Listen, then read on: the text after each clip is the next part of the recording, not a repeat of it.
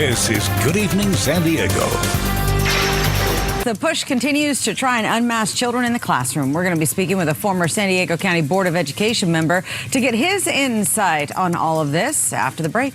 Well, the mask mandate may have ended throughout the state, but of course, as we've been covering at length, masks are still required indoors in K through 12 schools, childcare, and other youth settings. Here to talk more about the push to stop masking children, former San Diego County Board of Education member and president of the Parents for Quality Education, Mark Powell. Mark, always good to talk with you.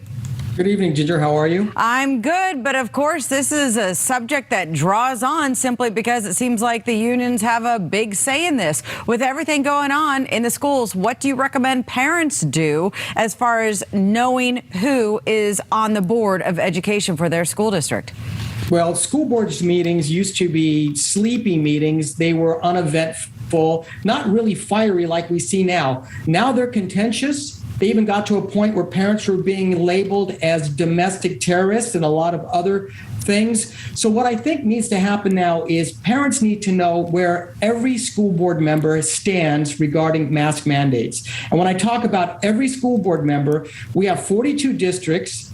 They comprise 5 board members, elected board members in each district, plus a county office of education that also has 5 members. That entails 215 individual elected officials. And now is the time to find out where they stand on mask mandates, what their plans are when the next Greek letter comes around with the virus. Because are they going to remove the mask and then all of a sudden place them back on when we get another surge of COVID potentially next year? So what I recommend is the parents contact each board member and find out. They can do that by logging onto the district website. Their contact information is there. They can either email them, sometimes they even have their phone numbers, and find that information out. And if they refuse to give that information on where they stand one way or another, then the legal procedure is to either vote them out or do what San Francisco did, because San Francisco, a liberal place like San Francisco,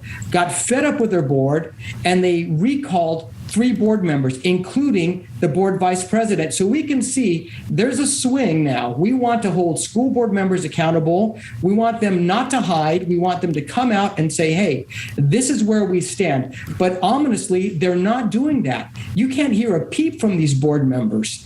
Yeah, you certainly can't get in contact with them, especially with so many of them still holding remote meetings. But by knowing their platform, how can, I think I know where you're going to go with this, but I'm going to pose it to you. If you know where they stand and then they vote the other way, does that give the accountability that we as voters need to be looking for?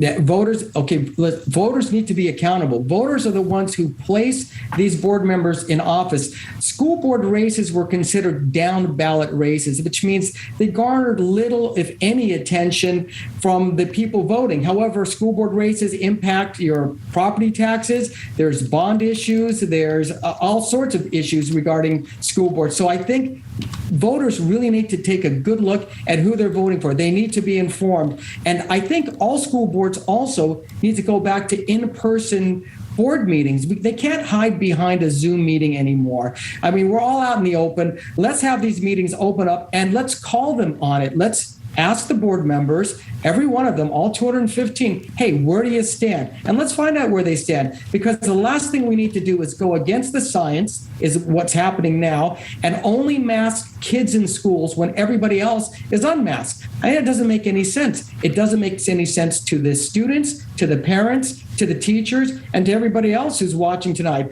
Why are the students masked and nobody else is when they're the least probably the least responsible for transmitting COVID? Yeah, definitely some good points, along with the fact that most of our board members have no term limits as well. Mark, we always appreciate your insight. Thanks so much for talking with us tonight. Thank you very much.